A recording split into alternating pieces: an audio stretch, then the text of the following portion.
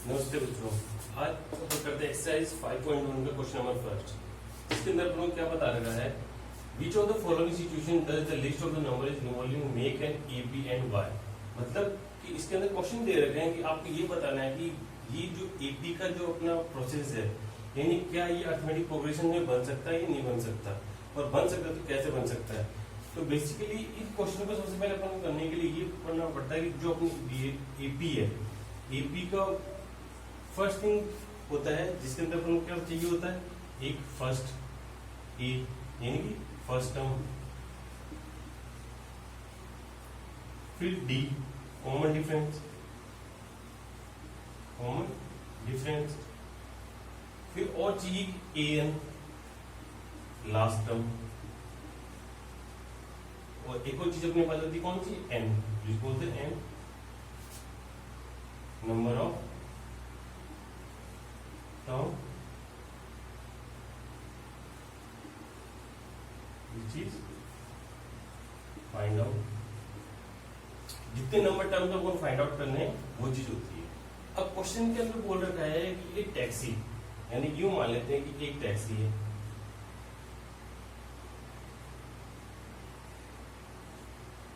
ये टैक्सी है, यूं मान लेते हैं कि ये यहां से स्टार्ट हो रही है और यहां से स्टार्ट होके यहां पे जा रही है। तो उसने ये बोल रखा है कि स्टार्टिंग पॉइंट लिख दो,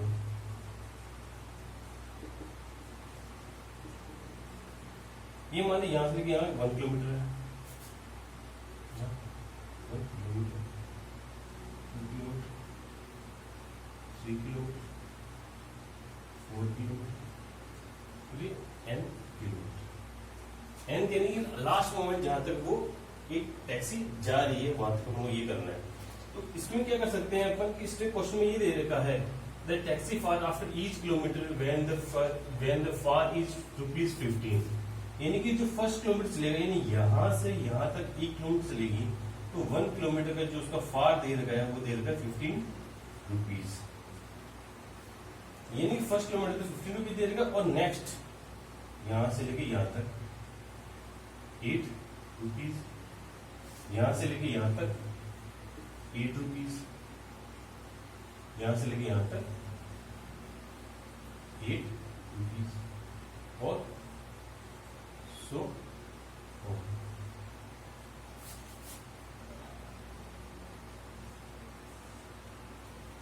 ऑन आगे तक ऐसे चलती जाएगी। तो अब इसका एपी बनाना होता है। तो एपी बनाने के लिए अपन क्या करते हैं, जैसे फर्स्ट है, फर्स्ट कितनी है 15, जो डी दे रखा है वो कितना है 8 हो गया। नंबर ऑफ टर्न्स अब हम फाइंड आउट करना है en, जितनी तरफ जा रही है, तो कितने हैं n, ये अपन फाइंड दे नहीं रहे क्वेश्चन के अंदर, अपन ये बता सकते हैं कि ए नंबर तक जा रही है, जितने नंबर तक जा रही है। तो इसका एपी जो बनेगा वो कैसे बनेगा, अपन यहां बना सकते हैं इसको,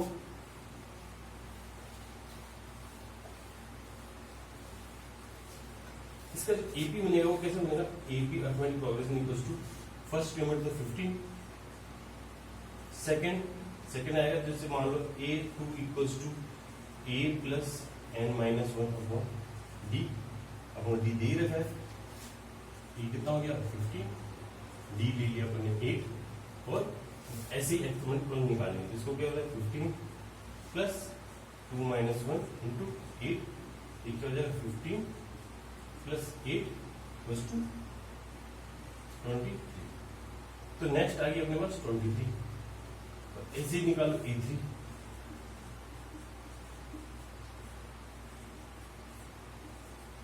ये 15 प्लस 2 इंटू 8, ये कितना आ जाएगा 15 plus 16 plus 2 31।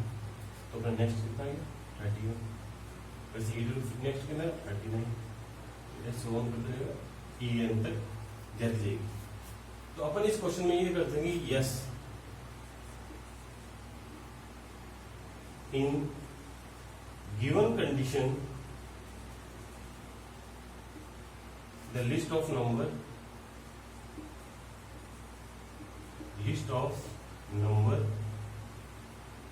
are make and keep। और जो लिस्ट ऑफ नंबर ये आउट ऑफ गेस करना है, और लिस्ट ऑफ नंबर पर कितना जाएगा 15, 23, 28, 39 और कंटिन्यूस एज हो। इस क्वेश्चन का सॉल्यूशन ये होता है।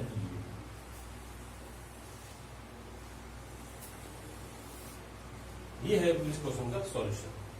अब नेक्स्ट है सेकंड क्वेश्चन। सेकंड क्वेश्चन में क्या बोलता है, amount of air present in a cylinder when A vacuum pump remove 1/4 of air remaining in the cylinder. इसमें ये बोल रखा है कि इस क्वेश्चन के अंदर अपन को एपी फाइंड आउट करना है कि ये एपी अर्थमेटिक प्रोग्रेशन बन रही नहीं बन रही। तो पहली चीज तो अपन को क्या करना है कि इसमें ये बताना है कि जो सिलेंडर अपन को दे रखा है वो कितना रिमूव कर रहा है। क्या 1/4 जो रिमूव कर रहा है वो हर सिलेंडर में रिमूव कर रहा है, हर सिलेंडर में रिमूव कर रहा है। तो जब अपन पास एपी बनेगी तो अपन को ये बताना कि जो common difference between the two steps यानी टू टर्म्स जो भी है उनमें सेम आ रहा है। ये 2 में आएगा या 3 या 4 में आएगा, 4 या 5 में आएगा, किसी के अंदर कॉमन डिफरेंस अगर सब में डिफरेंस सेम आ रहा है तो वो अपनी एपी कहला जाएगी, मानी जाएगी, कंसिस्टेंट मान जाएगी। उसको कंटिन्यूस फॉर्म में करते जाएंगे। अब क्वेश्चंस की बात आती है, इसके अंदर ये बताया गया है कि जो वैक्यूम है इसको मान लो ये सिलेंडर है, ये क्या है सिलेंडर है। इसको सिलेंडर का वॉल्यूम कितना पर मान लेते V, इतना मान लिया कि फुल होगा। इसने बताया है कि ये जो 1/4 रिमूव, इसके अंदर 1/4 रिमूव, इसके अंदर क्या हो रही है 1/4 रिमूव। तो जब अपन फर्स्ट निकालेंगे तो फर्स्ट अपन एपी निकालेंगे। एपी के अंदर फर्स्ट क्या आ जाएगा अपना, फर्स्ट तो V आ जाएगा, ठीक है। इसके अंदर अपन मान लेते हैं कि 1 है, फॉर एन एग्जांपल मान लेते हैं इसके अंदर कितनी है V1 है। तो V1 है तो इसके अंदर A2 कितना हो जाएगा। अब जैसे कि A2 निकालेंगे वो कैसे निकालेंगे, जैसे 1 - 1/4 मतलब उसके टोटल जितनी भी थी उसका 1/4 क्या हो रही है रिमूव हो रही है। तो ये कितना आ जाएगा 3/4। तो इसका मतलब जो सेकंड सिलेंडर है उसमें कितना आ जाएगा 3/V। ये तो फर्स्ट हो गया, ये सेकंड हो गया, ये थर्ड हो गया, ये फोर्थ हो गया, ठीक है। अब सेकंड अपन 3/4 गैस इसके अंदर बची है, अब कितनी रिमूव होगी 1/4, यानी ये जितनी भी है इतनी इसकी 1/4 कितनी होगी रिमूव हो जाएगी। अब बात करते हैं इसके अंदर A3 की। A3 कैसे निकालेंगे, है कितनी इसके अंदर 3/4 है, रिमूव कितनी होगी 1/4। तो अपन क्या करेंगे 3/4 माइनस करेंगे। पहले तो इसकी 3/4 है, इसका 1/4 निकालो, 3/4 का 1/4 निकालेंगे 3 इंटू 1/4 निकलेगा, ये हो गया। अब किसको सोल्व कर लो, ये 3/4 माइनस 3/16, इसको मैंने अपने इंटू कर लिया, इंटू में अपने पास आंसर क्या आ जाएगा ये 9/16। तो मतलब थर्ड जो सिलेंडर है उसमें कितनी एयर जो रिमेनिंग बची है 1/4 हटाने के बाद में, तो अपने पास आंसर क्या आएगा 9/16 वॉल्यूम। इतना सा आ गया। अब इतना सा पहले निकाल लिया, अब दिखाते हैं कि फोर्थ सिलेंडर के पास कितनी गैस आती है। तो अपन इसको ये लिखते ए लिख दिया, A4 देख लो, A4 कितना आ गया, जैसे कितनी बची इसके अंदर रिमेनिंग। अब इसमें से 1/4 निकाला तो 9/16 तो रिमेनिंग थी, उसमें से लेस कितनी करनी है 9/16 इंटू 1/4। तो 9/16 1/4 तो कितना आ गया 9/16 माइनस 9/64 आ गया। तो इसका एलसीएम कितना आ जाएगा अपने पास 64 नहीं, तो ये अपने पास आंसर आ जाएगा 27/64।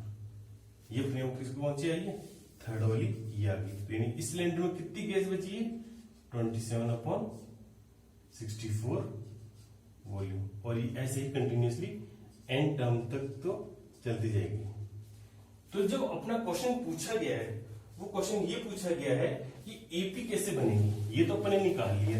अब एपी निकालने के लिए अपन को क्या चाहिए होता है ए चाहिए होता है। ए मान लिया फर्स्ट कितना है 1 मान लिया, सेकेंड टर्म कितनी है A2 कितनी है 3/4, A3 कितनी है 9/6। यस को ऐसे लिख लो 3/4 के होल स्क्वायर निकलिए। अब ये A/4 कितना आ गया 3/4 का क्यूब। इसका मतलब ये बोला जो इसकी एपी बनी है वो अपने पास बनी है 1, 3/4 स्क्वायर, 3/4 का क्यूब और dash dash dash you and तक चलती जाएगी। उसने जो बताया गया एंड तक चल जाएगी, उसको ये लिख दो 3/4 n। ये अपनी एपी है। तो इसके अंदर जो दो डिफरेंस निकालोगे d इक्वल टू निकालोगे a2 माइनस a1, वो हर स्टेज पे डिफरेंट आता जाएगा।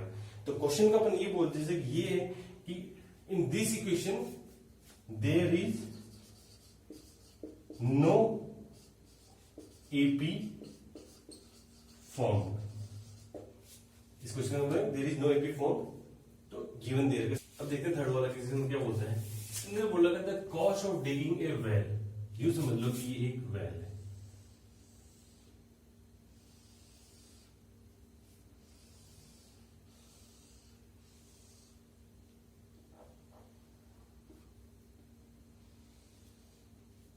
ये एक वेल है।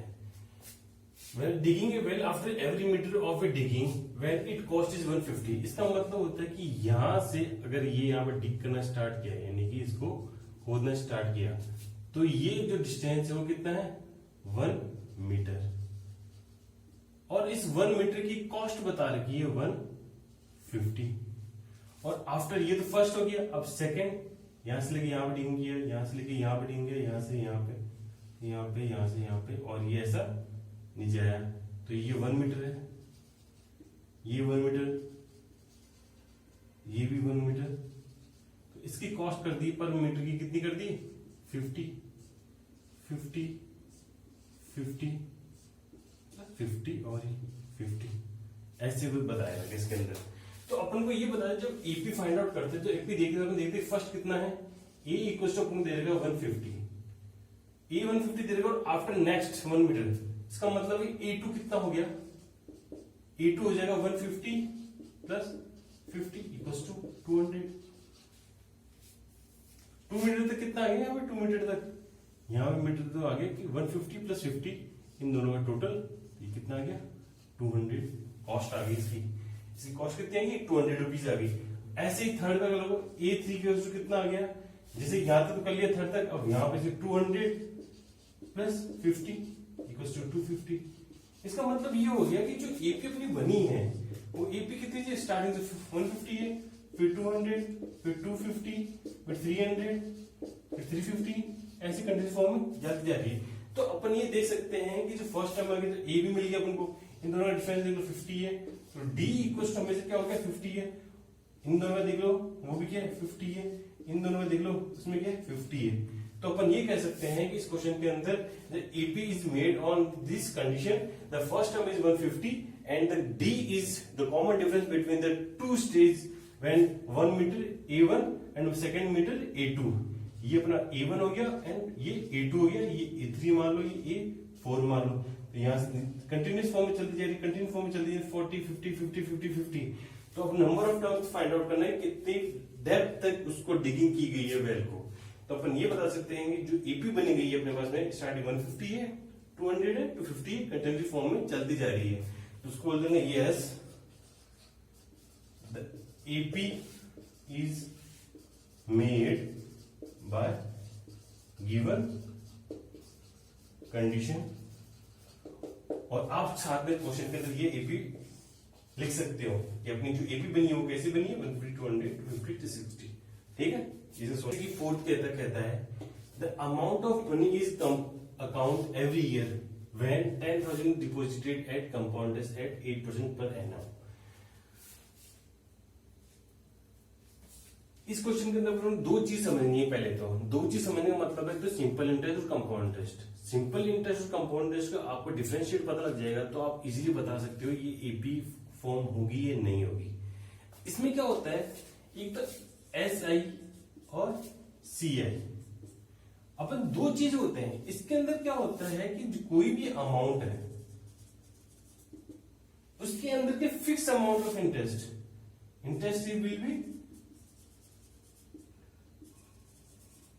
Will be charge at fixed rate every year. और कंपाउंड इंटरेस्ट होते हैं interest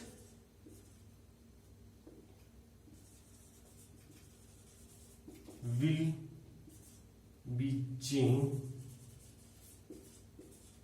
every year।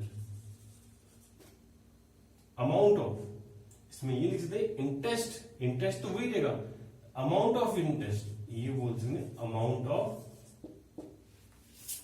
Of interest will be change every year. इसका मतलब क्या हो गया, मैं ये लेता हूं कि मैं इसमें अगर 5000 यहां पे लूं और 10% इंटरेस्ट पे दूं, तो यहाँ पे 500 मेरा इंटरेस्ट है, मतलब हर ईयर मुझे 500 इंटरेस्ट देना पड़ेगा। एक जो भी अमाउंट होती है उसकी कुछ ना कुछ तो वैल्यू होती है, टाइम के अकॉर्डिंग उसकी वैल्यू होता है।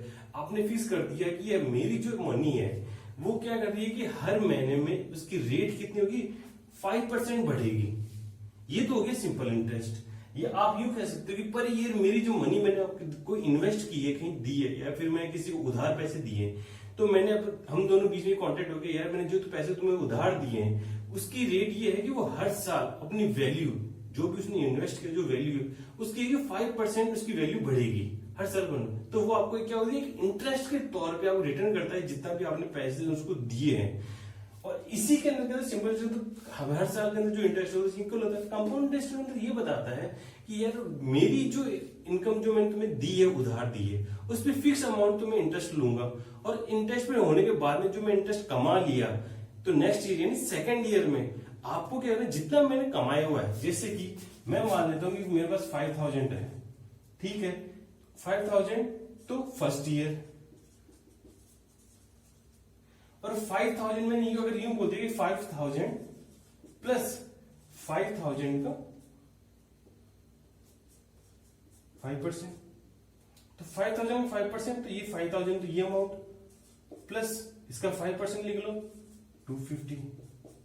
तो ये मेरा इंटरेस्ट क्या हुआ, एक तो जो मैंने पैसे इन्वेस्ट किए थे 5000 वो, और जो मेरा ब्याज बना है उस पे भी आपको इंटरेस्ट देना पड़ेगा। तो इसका मतलब 5000 तो ये इंटरेस्ट हो गया फर्स्ट ईयर का, तो सेकंड ईयर के अंदर क्या हो जाता है 250, यानी जो ब्याज मैंने दिया है। अब जैसे कि 5% 250 होता है, तो मैं यहाँ पे ये कर सकता हूँ इस चीज को कि जो मैंने लिया इंटरेस्ट 5000 और ये जो भी 5% रेट ऑफ इंटरेस्ट ले लेता हूँ, मैं यहाँ पे रेट ऑफ इंटरेस्ट 5% ले लेता हूँ, तो 5% का मेरे पास जो ब्याज है 250, उसके भी 5% चार्ज करेगा। जो मैंने इनकम कमाई है इंटरेस्ट, उस पे भी वो क्या करेगा, इंटरेस्ट चार्ज करेगा। सेकंड ईयर में ऐसा हो जाएगा, थर्ड ईयर के अंदर ऐसा हो जाएगा, फोर्थ ईयर के अंदर क्यों ब्याज पे ब्याज लगता रहेगा। तो अपन इस क्वेश्चन में देखते ही बोलते हैं कि कंपाउंड इंटरेस्ट के अंदर अपन जो कॉमन डिफरेंस निकालते हैं वो कभी सेम नहीं आएगा, वो हमेशा डिफरेंस आएगा। अगर हाँ यहाँ पे कंपाउंड इंटरेस्ट जगह सिंपल इंटरेस्ट देता तो अपन ये कह सकते थे कि इसके अंदर क्या होगा, जो इंटरेस्ट होगा वो क्या होगा, पर ईयर, हर ईयर, एवरी ईयर वो क्या होगा, सेम होगा। There is no AP will be made because interest charged every year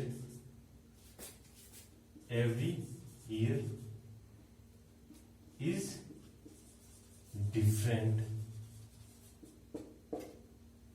तो अपन ये बोल सकते हैं यहाँ पे ना कॉमन डिफरेंस है, तो एपी अपना फर्स्ट अलग होगा, सेकंड एपी अलग होगा, थर्ड एपी अलग होगा, इसलिए कंटीन्यूअस फॉर्म में ज्यादा जा रहा है। ये इसका सॉल्यूशन। Thank you.